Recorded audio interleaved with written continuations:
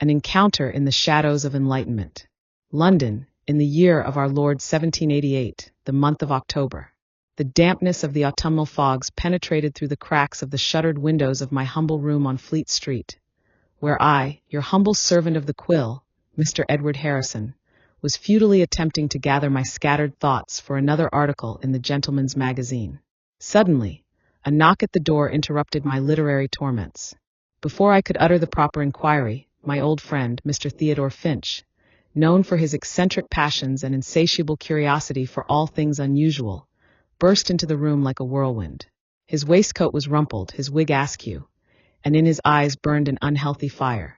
"Harrison, my friend," he exclaimed, barely catching his breath. "I have to tell you of a wondrous event of which I have just become a witness." Intrigued by his appearance and tone, I set aside my pen. Mr. Finch was prone to exaggeration, yet his stories always held a kernel of truth, hidden beneath a layer of fantasy. "Speak then, Theodore, do not torment my soul," I said, inviting him to sit. He collapsed into a chair, sighed heavily, and began his tale. It seems that evening he had been strolling along the bank of the Thames, hoping to find inspiration in the grandeur of the night city. The moon barely pierced the thick haze when his attention was drawn to a figure standing at the very edge of the water. "At first, I thought it was some unfortunate soul contemplating ill deeds," Mr. Finch continued, lowering his voice. "But when the figure turned, I saw a face. Oh, Harrison, it was the face of an angel, nothing less." I skeptically raised an eyebrow. My knowledge of anatomy did not provide for the existence of angels with faces visible to mortals. "Do not hasten with your sarcasm, Edward," Mr. Finch retorted, noticing my doubt. "Her beauty was unearthly, and her gaze, it pierced the very soul." She held in her hands an ancient folio that glowed in the darkness, like an ember. According to him, the mysterious stranger uttered a few incomprehensible words, after which a barely visible boat, with no oarsman, rose from the water. She stepped into it, and the boat silently drifted downstream, dissolving into the fog like a phantom. Mr. Finch assured me of the veracity of his words, swearing on all the saints and his membership in the Royal Society.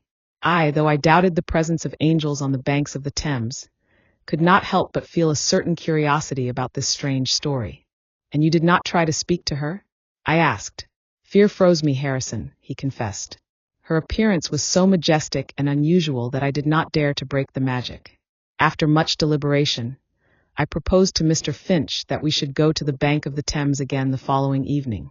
Perhaps we would succeed in unraveling this mystery, or else confirm that my friend had fallen victim to his own imagination, fueled by the night air and the moonlight." And so, the next evening, armed with a lantern and common sense, at least, I hoped so, Mr. Finch and I found ourselves at the very same place. The fog was even thicker, and only the weak light of the lantern dispelled the surrounding darkness. We waited for a long time, peering into the restless waters of the river, but nothing unusual occurred. Just as we were about to return home, disappointed and chilled, we suddenly heard a quiet splash.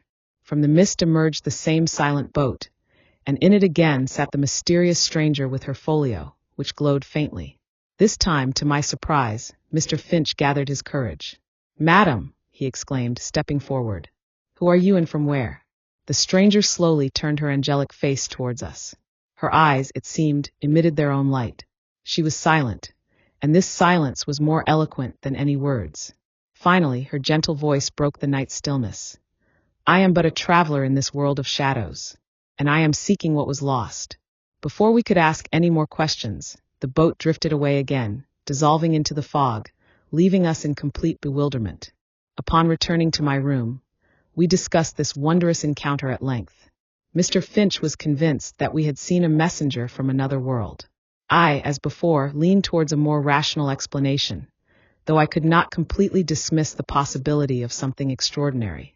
This event left a deep impression on my memory and will, without a doubt, become a subject for my future reflections on the pages of the Gentleman's Magazine. For in our rational 18th century, there was still room for mysteries that hide in the shadows of the Enlightenment. Your humble servant, Edward Harrison.